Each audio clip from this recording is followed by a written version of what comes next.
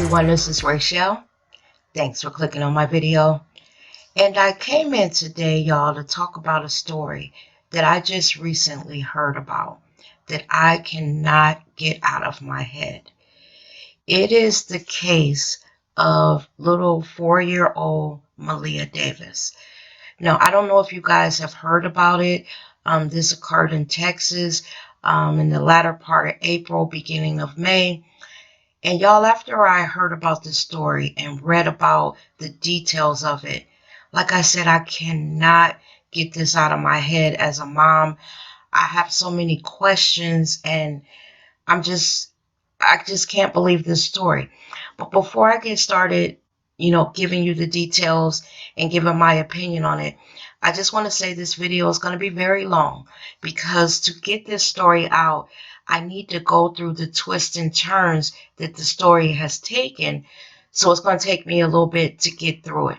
Also, y'all, if you hear my smoke detector in the background, I apologize. I have very high ceilings. I'm only 4'11". My son was just over here, and I keep forgetting to have him put a battery in that smoke detector. So again, I apologize for it. So let me get started. So Meleah Davis is a 4-year-old that lived in Houston, Texas with her mother, her 2 siblings, and her stepfather, who is her mother's fiance. He wasn't her father, he was her stepfather. So this is how the story begins. This is what I got from the story. So on or around April 27th, Meleah's mother had flown to Massachusetts to attend her dad's funeral. So when she did that, she left Meleah and Meleah's 2 siblings at home with the stepdad. Now, flight records show that the mother was there again, like I said, roughly from about April 27th through May 3rd. And May 3rd is the night before Meleah went missing, because that is what has happened. This little 4-year-old baby is now missing. So this is where the stepfather story picks up. And this is where I start to have problems with the story. And it does not make any sense to me, and why I think that the mother is somehow involved in the disappearance of her child. So the stepfather's name is Darian Vance. The stepfather said that Meleah and himself and his 1-year-old son that he shares with Meleah's mother, her name is Brittany. I can't think of her name right now, her last name. But all 3 of them were on their way to the airport to pick up Meleah's mother, from when she came back from her dad's funeral. And he said on the way to the airport that he heard a popping noise, believing that maybe he had blown a tire or that he had a flat. So he pulled over. Now, he said as he was standing there, looking over the car, trying to figure out what was wrong, 3 Mexican men pulled up in a blue pickup truck. And I guess he thought that they were there to help him. Now, he claims that they commented on how pretty Meleah was. And the next thing he knew, they had bashed him in the head and knocked him unconscious. Now, remember, in the car, there's a 1-year-old and that there's 4-year-old Meleah. Now, the stepfather claims that when he finally came to, it was the next day, almost 24 hours later on a Saturday. And Meleah and the car were gone, but his son was not. Remember, the son is 1. Stepfather claims that he walked about a mile to the nearest hospital, but that proves not to be true because the surveillance videos at the hospital show that he was dropped off in a car that looks suspiciously like their family car. Okay, remember that he said that when he came to, not only was Meleah gone, but the car was gone.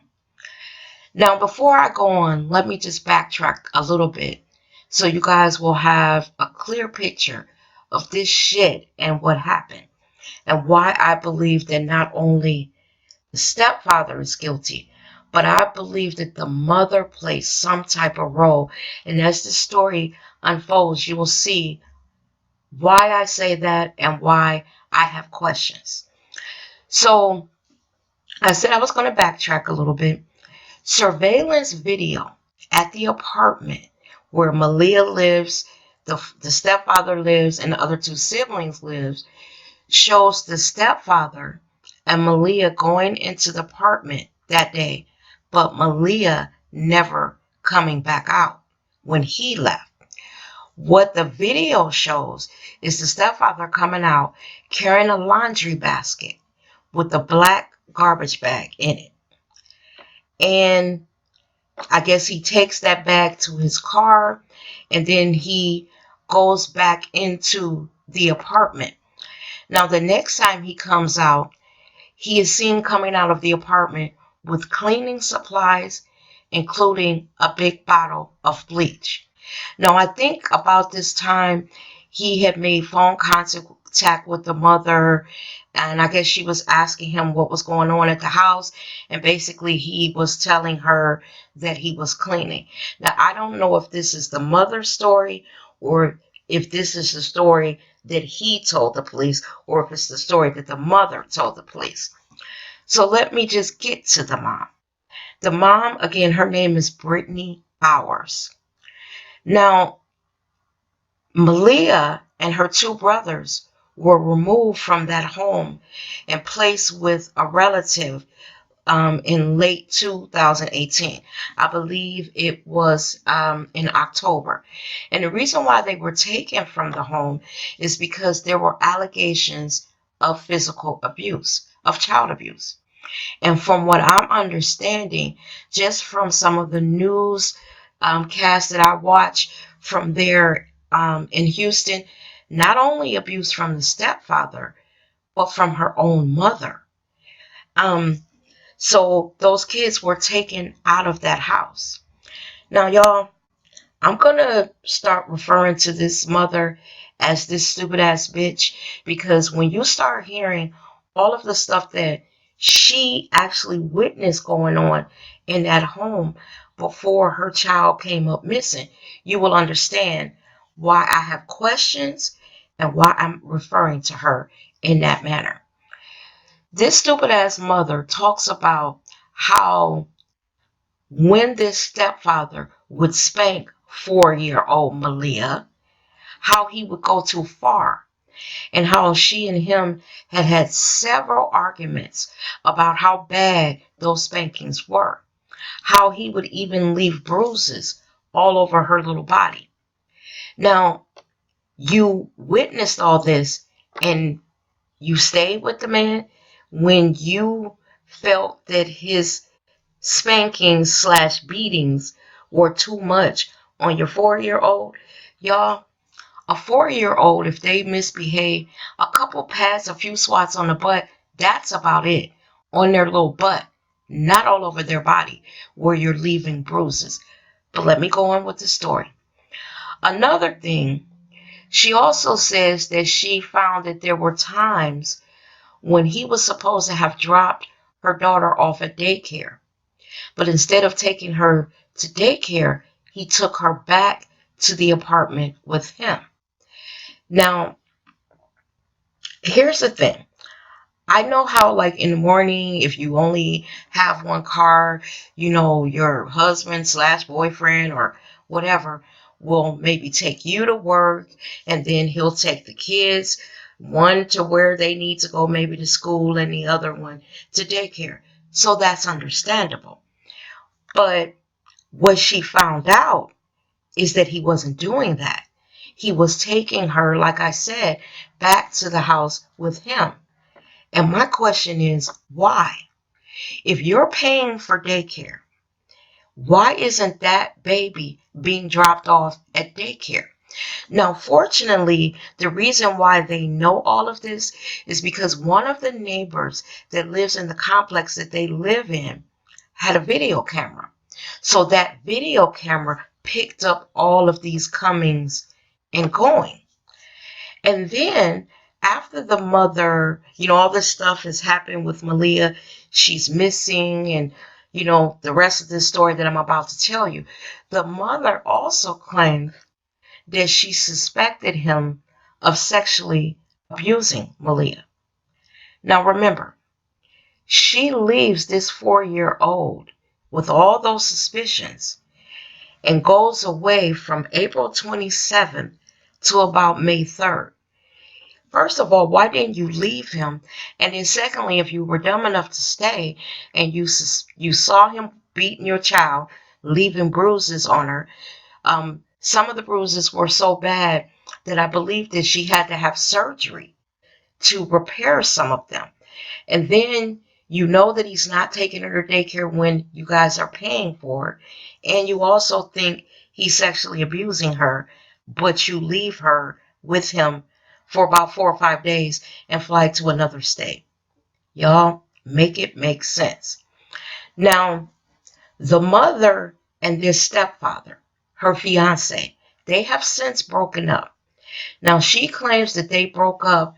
I don't know if she meant during all of this or right prior, before all of this occurred with Meleah. And let me tell y'all the reason why she claims she broke up with him. She says she also caught him texting dick pics to another man. And that's what made her break off her engagement to him. Not all the shit that she claims that she suspected he was doing to her baby. That ain't what made her break it off with him. It's when she found out that he was texting pictures of his dick to another man. Let that sink in for a moment, y'all. Now remember, Meleah and her siblings have been removed from the home. And I'm going to get to why they were moved. They were removed in a moment. But to add insult to injury, after Meleah has been physically abused and possibly sexually abused and having been taken out of the home, back in February of this year, the judge who was involved in this family's child abuse case ordered that Meleah and her siblings be returned back to that home.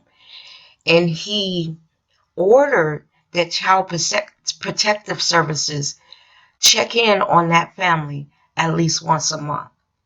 Well, y'all, obviously, if Meleah is missing, they missed something and they failed that baby, because I believe that Meleah is dead at the hands of her stepfather, and I'm starting to believe that her mother may have been involved in some type of way.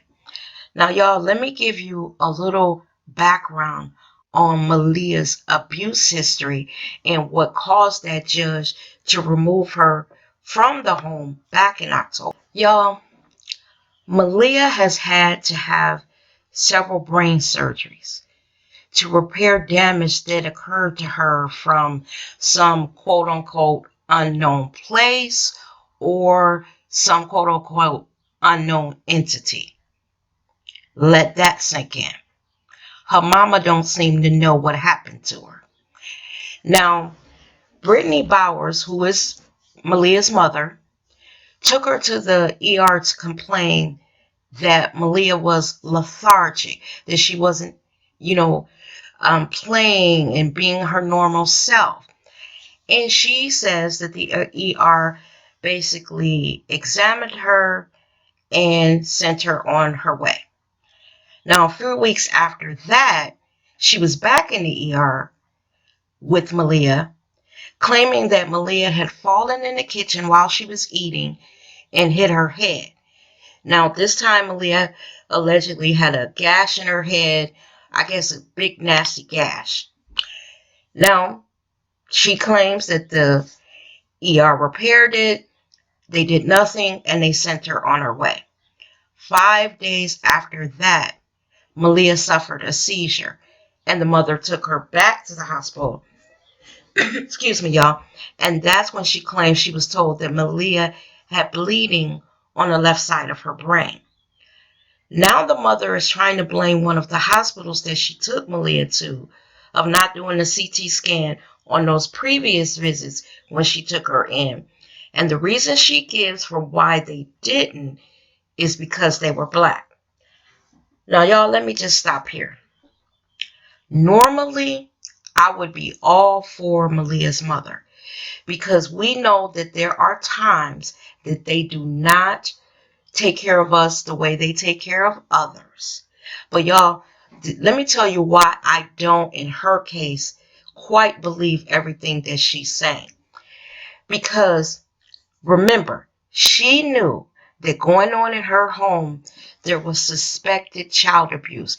She told us herself that she had witnessed this man beating her child to the point where it caused arguments between them because he was leaving bruises on her. She also found out that this man was not taking her child to the daycare like he was supposed to, that from the video surveillance cameras in her complex that her neighbors had, she was seeing that he would drop everybody else off and then take Meleah back to the apartment with him. Why didn't she tell that to the hospital? Why didn't she sound the alarm bells? Um, Something is wrong with my child. I don't know quite clearly what's going on in my home, but this is what I suspect. Can you give her a thorough check from head to toe? Let's kind of find out why my child is lethargic. I believe that this bitch went there because she was scared that that baby was not reacting and acting like a normal 4-year-old should be acting. But when she got there, because maybe she was involved in some of that abuse, she did not tell them everything, where these doctors, would take the time to give this baby a more thorough exam.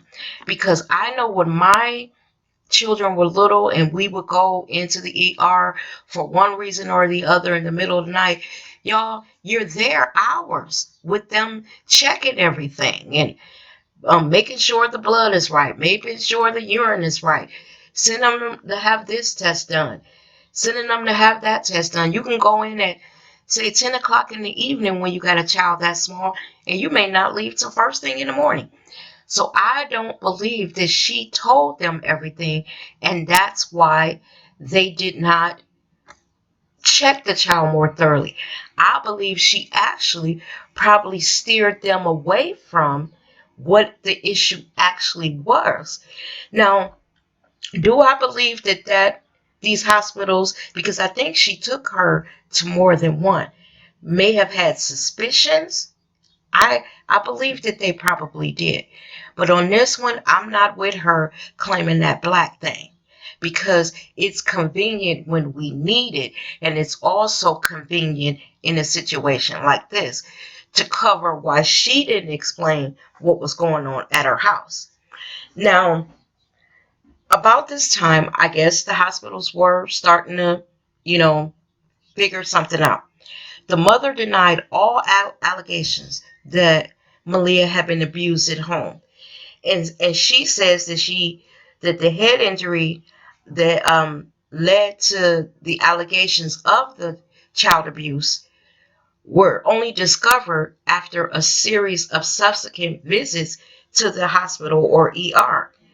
And she was taking Meleah to the hospital in those subsequent visits because Meleah was having more injuries and bruises. Okay? So let me just backtrack because I didn't make what I just said clear. So I guess around this time, the hospitals and the CPS, one of those hospitals must have reported something, and CPS was called in. And the mother denied everything that they said, basically telling them nothing is going on. That head injury is not from any abuse that she suffered. I believe it's negligence on the hospital's part. She came in lethargic. They didn't do their job. And now this is why she has this bleeding on, the left side of her brain. But here's the thing. The doctors who operated on Meleah reported that the injuries that she sustained, the injuries that were sustained by this baby, could not have come from a mere fall from a chair or normal child play. You know how your kids are running around the house and they fall and hurt themselves or they run into something. They said no. The What they operated on, what they saw when they operated on that baby's head could not have been caused by that. Not the type of damage she had. These doctors knew someone had deliberately hurt Meleah. And the reason why they knew that, y'all, is because they had to remove part of that baby's skull. Did y'all just hear what I said? They had to remove part of her skull. And I believe, because they say Meleah was a little delayed in her development, but I believe that that comes from them having to operate on her brain, or removing part of her damn skull, and probably the abuse that she was undergoing. And y'all, this is the month that little Meleah and her siblings were placed in placed with a family member due to suspected child abuse. So even though the mother is saying that the hospital didn't do anything, sounds like they did something to me. They reported what they suspected to the authorities. Now, y'all, since all of this has happened, because this brings me to the close of the details of the story. But since all of this has happened, the stepfather has now been arrested. Because what happened is they found the car. And when they had cadaver dogs, walk around the car, the dogs hit upon, human remains. Okay? Now, Meleah is no longer in that car. They don't know where she is. But those dogs alerted to the presence of, I guess, human DNA and decomposition in that car. The mother is also under suspicion. Let me tell y'all what occurred, I believe, today. I guess the stepfather had an arraignment hearing. Now, the arraignment hearing was canceled eventually, and it was rescheduled to July, but the mother showed up at the fucking arraignment. Y'all, see, this is where I got to give my opinion, and I have questions for the mother. If you knew all this shit was going on, first of all, why didn't you leave that motherfucker? Fuck what he did to you. Think about what you thought or suspected he was doing to your daughter. Secondly, y'all, remember when I said that the mother came home May 3rd, and that was the night before Meleah was missing? Was she there when whatever happened to Meleah happened, and then they concocted this story? Because remember, if she came home the night before, why the next day was he allegedly driving to the airport to get her? Now, the reason why they know what day she came home, the mother, is because they checked her flight records, and they put her back in Texas the night before Aaliyah was reported missing. So remember when the father went to the hospital and he claimed that he walked, but the surveillance cameras show that he was dropped off, and the car that dropped him off looked like their car? Did that bitch drive that motherfucker to the hospital after they dumped her dead daughter's body somewhere? Y'all, every time I went to walk away from this story, get it out of my head, I kept having all these questions. Because, y'all, when my kids were that little, I was very protective over them. Very protective of who I left them with, who I let babysit with, babysit them. And if you know all this stuff is going on, Something got to be wrong with you as a mother, or you're involved in it, or you're complacent. You're allowing him to do this to your child. Seemed like to me, this bitch was more worried about sending his fucking penis pictures to another man than she was the health and well-being of her fucking child. Because as God is my witness, they're going to find that baby somewhere fucked up. And y'all, the thought of what occurred in that apartment, when you see her following behind him in that video or that picture, what happened when he took that baby in that apartment and closed that door? How did he keep her quiet from what he was doing to her? Because that apartment is in close proximity to other apartments. It's very crowded. And the police said that they found traces of blood in the hallway, in the bathroom, and whatever. So I'm wondering, did he rape her? Did he stab her? What did he do? Because they used luminol to light that apartment up. And they took DNA samples from that baby's toothbrush. And the blood that they found in the apartment is Meleah's. What did he do to her?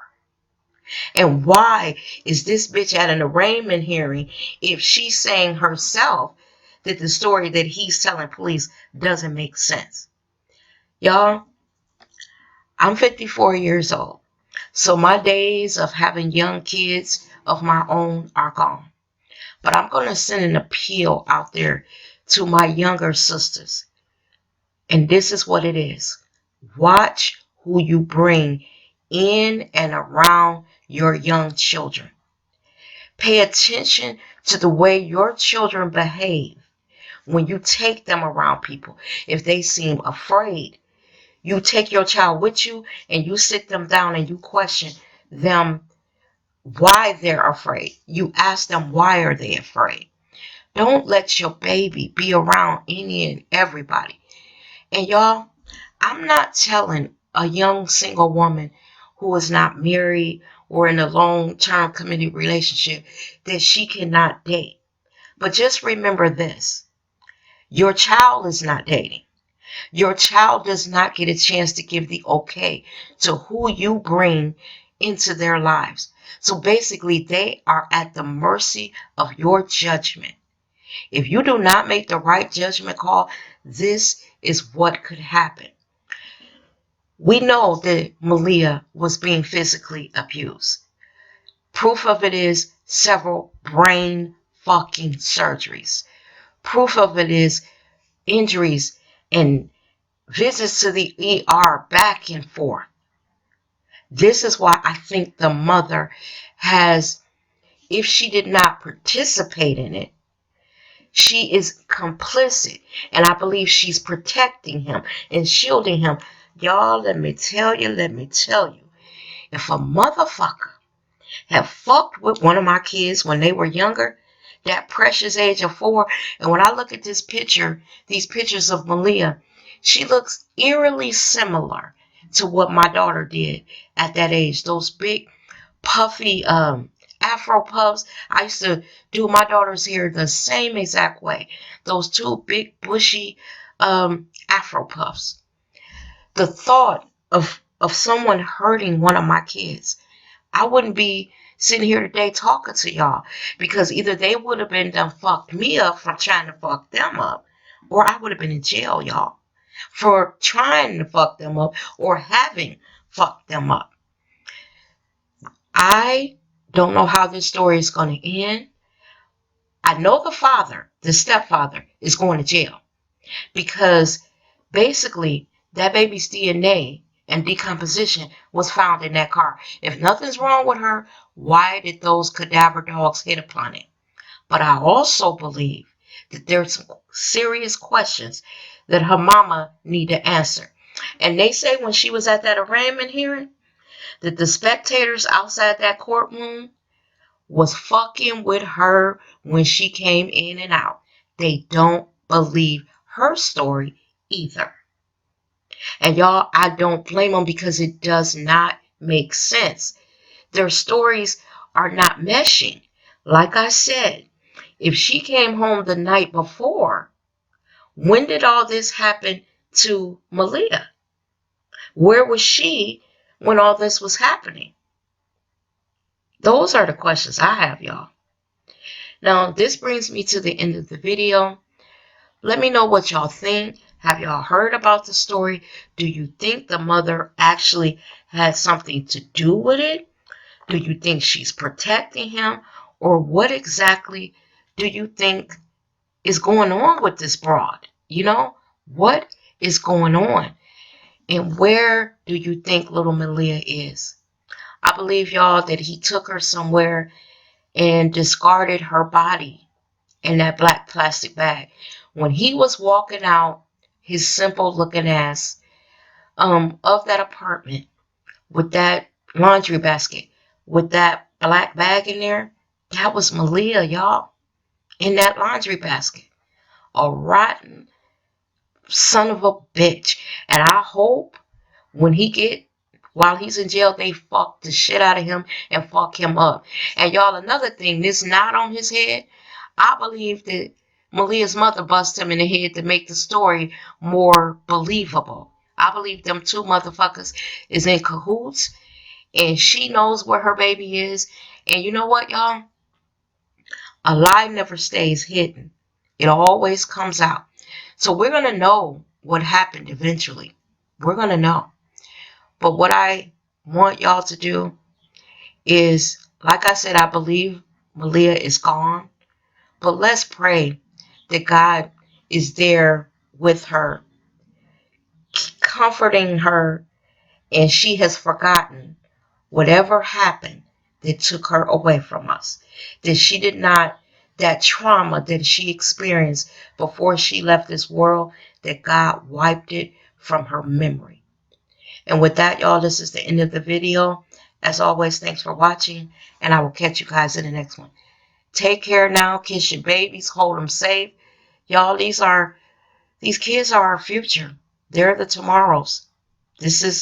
We can't let stuff like this happen to them. Take care now. Bye-bye.